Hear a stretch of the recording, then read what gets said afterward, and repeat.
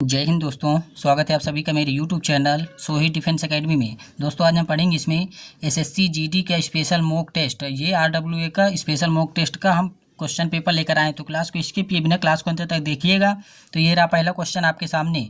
दो संख्याएं 2:3 के अनुपात में हैं, उनके लघुत्तम समापवर्त और महत्तम समापवर्त का गुणनफल 7350 है। दोनों संख्याओं के बीच का अंतर ज्ञात कीजिए। तो देखिए पहली संख्या हमारी क्या है, 2:3 के अनुपात में है, तो इसको हम मान लेते हैं पहली संख्या को 2x और दूसरी वाली को क्या मान लेते हैं, दूसरी वाली संख्या को मान लेते हैं 3x। अब इन दोनों संख्याओं के क्या लघुत्तम समापवर्त और महत्तम समापवर्त। तो देखिए इन दोनों का हम लघुत्तम समापवर्त यानी कि दोनों संख्याओं का हम एलसीएम निकालेंगे तो क्या आ जाएगा, इनका एलसीएम आ जाएगा 6x आ जाएगा और इनका एचसीएफ कितना आ जाएगा, एचसीएफ आ जाएगा x आ जाएगा। तो इन दोनों संख्याओं का गुणनफल कितना दिया हुआ है हमारा बराबर में 7350 दिया हुआ है। तो चलिए अब इसको काट लेते हैं। तो ये हो जाएगा हमारा 6x² बराबर कितना हो जाएगा, ये 7350। अब देखिए 6 से इसको काटेंगे तो कितनी बार में कट जाएगा, तो यहाँ हो जाएगा हमारा x² बराबर 6 कम 6 6 दूना 12, यहाँ पे बचेगा 1, यहाँ 6 कम 6 6 दूना 12 हो गया, यहाँ पे 1 बचा, फिर यहाँ पे हो जाएगा 6 दूना 12, बचेगा कितना 3, 6 पंचे 30, तो हमारा कट जाएगा ये 1225 बार में। अब देखिए x का मान निकालेंगे तो x बराबर यहाँ से स्क्वायर हटाएंगे तो यहाँ पे रूट लग जाएगा, तो यहाँ पे ये रूट लग जाएगा। तो इसका अब हम वर्गमूल निकालेंगे तो ये किसका वर्गमूल होता है, तो देखिए ये हमारा 1225 वर्गमूल होता है 35 का, क्योंकि किसी भी संख्या के अंत में अगर 5 है तो इसका स्क्वायर कर देंगे तो 25 होगा, और 3 से एक आने वाली संख्या से वो आगे वाली संख्या से गुणा कर देंगे तो 3 का गुणा 4 में कर देंगे, 3 चौक 12, तो इसका वर्गमूल हमारा कितना निकल कर आ गया, इसका वर्गमूल हो जाएगा हमारा 35। तो हमसे पूछा क्या है, इन दोनों संख्याओं का बीच का अंतर ज्ञात कीजिए। तो देखिए 2x और 3x इन दोनों के बीच अंतर कितना है, तो आप कहेंगे 1x का अंतर है। तो x का मान हमारा कितना है यहाँ पे 35, तो 35 का गुणा 1 से कर देंगे तो हमारा क्या आ जाएगा 35। तो इन दोनों संख्याओं के बीच का अंतर कितना हो जाएगा 35। ऑप्शन डी इसका राइट आंसर हो जाएगा। तो उम्मीद करता हूँ दोस्तों कि ये क्वेश्चन आपको समझ में आ गया होगा। अगले क्वेश्चन की ओर चलते हैं। ये रहा क्वेश्चन नंबर 2 आपके सामने। तो चलिए बताइएगा कि इसका राइट आंसर क्या हो जाएगा। तो चलिए इसको भी सॉल्व कर लेते हैं। तो देखिए सबसे पहले हम इस कोष्टक को सॉल्व करेंगे, ठीक है। तो ये होता है हमारा 2 प्लस यहाँ पे 2 है बटे भाग में आ जाएगा, ये भाग में 3 है तो ये हो गया। अब देखिए 3 का गुणा इस 2 से कर देंगे तो 3 दूना कितना हो जाएगा, ये 6 हो जाएगा, और 6 में ये 2 जोड़ लेंगे तो 8 हो जाएगा, और बटे में क्या है 3 है। तो यहाँ से हमने यहाँ तक सॉल्व किया तो हमारा कितना आ गया 8/3 आ गया है। अब देखिए यहाँ पे हमारा क्या दिया हुआ है, यहाँ पे हमारा दिया हुआ है ये वाला 2 + 2। अब देखिए यहाँ पे भाग में है ना, तो संख्याएं हमारी पलट जाएंगी तो गुणे में आ जाएंगी, तो 3/8 उल्टा हो जाएगा। अब काट लेते हैं, 2 एकम 2, 2 चौको 8। अब 4 का गुणा इस 2 से कर देंगे तो कितना हो जाएगा 4 दूना 8, 8 में ये 3 जोड़ देंगे तो 11, तो ये हमारा हो जाएगा 11/4 हो जाएगा। अब देखिए यहाँ तक हमने इसको सॉल्व कर लिया, अब इसको भी सॉल्व कर लेते हैं। तो ये है हमारा 2 + 2। अब इसको देखिए गुणा भाग में है ना, तो गुणा बदलेंगे तो 4 ऊपर हो जाएगा, 11 नीचे आ जाएगा। तो देखिए 2 का गुणा हम 4 से कर देंगे तो कितना हो जाएगा जी, ये हो जाएगा हमारा 2 + 4 दूना 8/11। अब 11 का गुणा 2 से कर देंगे तो 11 दूना 22, अब 22 और 8 कितना हो जाएगा, ये हो जाएगा हमारा 30/11 हो जाएगा। अब देखिए ये हमारा भाग में है ना, तो इसका गुणा कर उल्टा पलट देंगे तो हमारा गुणा हो जाएगा। तो यहाँ पे भाग में कितना है, तो यहाँ पे 2 भाग में है ना, ये 30/11, तो इसका हम गुणा कर देंगे तो 11/30 हो जाएगा। अब इसको काट लेते हैं, तो 2 एकम 2, 2 से इसको काटेंगे तो ये 15 बार में कट जाएगा, तो ये हो जाएगा हमारा 11/15। 11/15 इज राइट आंसर। किस ऑप्शन में दिया हुआ है, ऑप्शन सी में दिया हुआ है, तो ऑप्शन सी इसका राइट आंसर हो जाएगा। तो उम्मीद करता हूँ कि ये क्वेश्चन भी आपको समझ में आ गया होगा। अगले क्वेश्चन पे चलते हैं। तो ये रहा क्वेश्चन नंबर 3 आपके सामने। एक आदमी एक कार्य को 10 दिनों में पूरा कर सकता है और उसी कार्य को एक महिला द्वारा 8 दिनों में पूरा किया जाता है। यदि वे एक साथ मिलकर कार्य करें तो यह कार्य कितने दिनों में पूरा हो जाएगा। तो देख लिए एक आदमी, मान लेते हैं कि एक आदमी कौन है, एक काम को कितने दिन में कर रहा है 10 दिनों में पूरा कर रहा है, और दूसरी महिला को हम बी मान लेते हैं, तो ये कितने दिन में कर रही है वह काम 8 दिन में कर रही है। तो इन दोनों का हम क्या करेंगे एलसीएम निकाल लेंगे। तो इनका एलसीएम कितना हो जाएगा, ये हो जाएगा हमारा 40।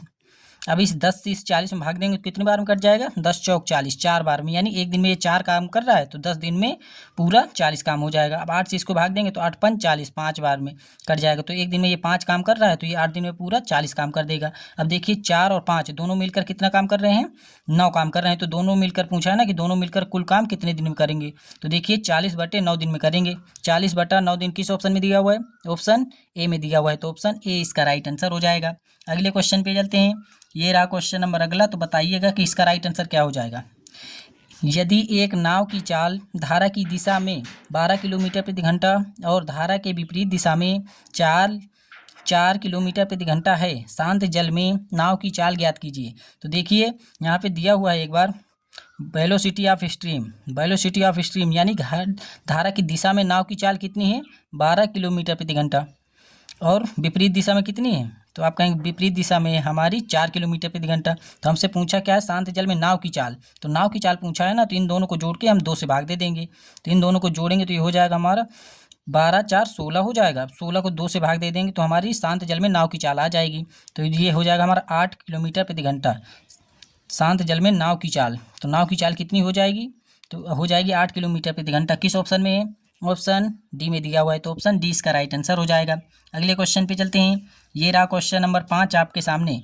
यदि a अनुपात b बराबर 4 अनुपात 5 है और b अनुपात c बराबर 3 अनुपात 10 है तो a अनुपात c का मान ज्ञात कीजिए। तो देखिए a अनुपात c का मान ज्ञात करना है, तो चलिए पहले लिख देते हैं a अनुपात b का मान कितना है 4 अनुपात 5 है। यहाँ पे दिया है b अनुपात c का मान कितना है 3 अनुपात 10 है। तो देखिए यहाँ पे भी हमारा b का मान है और यहाँ पे भी b का मान है, तो b का मान हमें क्या करना पड़ेगा, सेम करना पड़ेगा।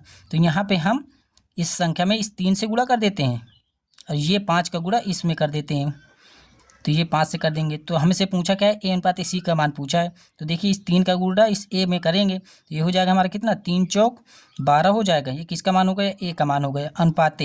अब 3 का गुणा इस 5 में करेंगे तो 3 5 15 हो जाएगा, b का मान कितना हो जाएगा 15 हो जाएगा। अब 5 का गुणा इसमें करेंगे तो 5 तो ये 15, b का मान इसमें भी 15 हो गया। अब 5 का गुणा इस 10 में कर देंगे तो 5 दाम कितना हो जाएगा, ये हो जाएगा हमारा 50 हो जाएगा। 5 दाम कितना होगा 50 होगा ना। अब देखिए इन दोनों को काट लेते हैं, ये a का मान होगा अनुपात हो गया, ये c का अनुपात। अब इसको काट लेते हैं तो ये हमारा कटेगा किससे, 2 से काटते हैं तो 2 छक्का 12, 2 से इस 50 को काटेंगे तो ये हमारा 25 बार में कट जाएगा। तो a अनुपात c का मान कितना हो जाएगा 6 अनुपात 25। किस ऑप्शन में दिया हुआ है, ऑप्शन डी में दिया हुआ है, तो ऑप्शन डी इसका राइट आंसर हो जाएगा। तो उम्मीद करता हूं दोस्तों कि ये क्वेश्चन भी आपको समझ में आ गया होगा। अगले क्वेश्चन की ओर चलते हैं। ये रहा क्वेश्चन नंबर 6 आपके सामने।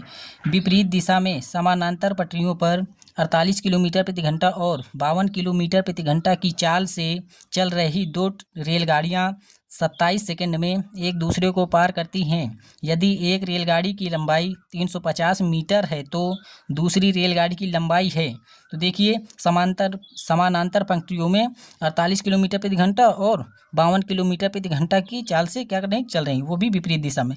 तो मान लीजिए एक ट्रेन यहाँ से जा रही है और इसकी चाल कितनी है 48 किलोमीटर प्रति घंटा, और एक ट्रेन यहाँ से विपरीत दिशा में आ रही है ना, तो यानी कि एक यहाँ से आ रही है और एक यहाँ से आ रही है, तब होता है विपरीत दिशा में। और यहाँ से ये कितने की चाल से आ रही है 52 किलोमीटर प्रति घंटा की चाल से, और इन दोनों को पार करने में कुल कितना टाइम लग रहा है, तो समय हमारा दिया है 27 सेकेंड का। समय हमें कितना दिया है 27 सेकंड का समय दिया है। अब देखिए एक ट्रेन की लंबाई हमारी ये दी गई है और दूसरी ट्रेन की लंबाई पूछा है, तो मान लेते हैं इस ट्रेन की लंबाई हमारी कितनी है 350 मीटर। इस ट्रेन की लंबाई नहीं मालूम तो इसको x मान लेते हैं। तो देखिए ये 48 किलोमीटर प्रति घंटे की चाल से आ रही है और ये 52 किलोमीटर प्रति घंटा की, तो इन दोनों को हम जोड़ के इसको क्या करेंगे, चाल को हम बदलेंगे मीटर प्रति सेकंड में, क्योंकि दूरी हमारी किस में मीटर में है और सभी ऑप्शन भी हमारे मीटर में ही दिए गए हैं। तो चलिए 48 और 52 को जोड़ेंगे तो ये हमारा कितना हो जाएगा 100 किलोमीटर प्रति घंटा। अब 100 किलोमीटर प्रति घंटा को मीटर प्रति सेकंड में बदलना है तो 5/18 से इसको गुणा कर देते हैं। तो चलिए अब इसको काटेंगे तो ये हमारा हो जाएगा, इसको काट लेते हैं तो ये हो जाएगा हमारा 500 बटे कितना हो जाएगा यहाँ पे 18 हो जाएगा, ये हो गया। अब इसको चाहें तो और काट सकते हैं, तो इसको 2 से और काट लेंगे तो 9 हो जाएगा और इसको 2 से काट लेंगे तो ये हो जाएगा हमारा 250। तो हमारी इसकी चाल क्या आ गई 250/9 मीटर प्रति सेकंड में, ये आ गई चाल आ गई। हमसे पूछा क्या है दूसरी रेलगाड़ी की लंबाई पूछा है, तो समय बराबर हमारा क्या होता है दूरी बटे चाल, समय बराबर दूरी बटा चाल, दूरी बटा चाल, ये आपका फार्मूला होता है। ठीक है, तो देखिए समय कितने सेकंड का लग रहा है 27 सेकंड का समय लग रहा है, 27 हो गए बराबर दूरी। तो देखिए एक रेलगाड़ी की लंबाई कितनी है 350 मीटर, दूसरी रेलगाड़ी की लंबाई नहीं मालूम है तो इसको x मान लेते हैं, ये हमारी कुल दूरी हो गई। अब देखिए चाल हमारी क्या है, तो चाल हो गई हमारी, यहाँ पे लिखा है ना हमने 250, तो 250/9, तो 250/9, तो 9 यहाँ पे हमारा भाग में है तो 9 को ऊपर हमारा गुणा हो जाएगा। अब क्रॉस मल्टीप्लाई गुणा कर देना है, तो ये हमारा हो जाएगा 250 का गुणा इससे करेंगे तो ये हो जाएगा हमारा क्या, इस पहले इस 9 का गुणा कर लेते हैं इससे, तो ये हो जाएगा हमारा 0 9 5 45 हासिल आगे 4 9 3 27 27 4 कितना हो जाएगा 31, 3150 ये हो गए प्लस 9 का गुणा x से करेंगे तो ये हो जाएगा हमारा 9x। यहाँ पे ये 9x हो गया। अब यहाँ पे बराबर हो जाएगा। अब इसको गुणा कर लेते हैं, 250 का गुणा 27 से कर लेते हैं तो ये 0 हो जाएगा। 25 सत्ते 175 के 5 हासिल आगे कितना 17, 25 दूने 50, 50 और 17 कितना हो जाएगा 50 10 60, 60 और 7 67 हो जाएगा। ये हो जाएगा हमारा 6750। अब यहाँ पे हो जाएगा ये हमारा 9x बराबर ये 6750 और ये यहाँ पे माइनस में हो जाएगा तो 6150, 3150 ये माइनस हो जाएगा। अब घटा लेते हैं तो ये हो जाएगा हमारा 9x। यहाँ पे हो जाएगा क्या 9x बराबर घटा लेते हैं 0 0, 7 में 1 घटाया 6 बचा, 6 में 3 घटाया 3 बचा। अब 9 से इसको काटेंगे तो ये हमारा x बराबर कितना आ जाएगा 9 चौको 36।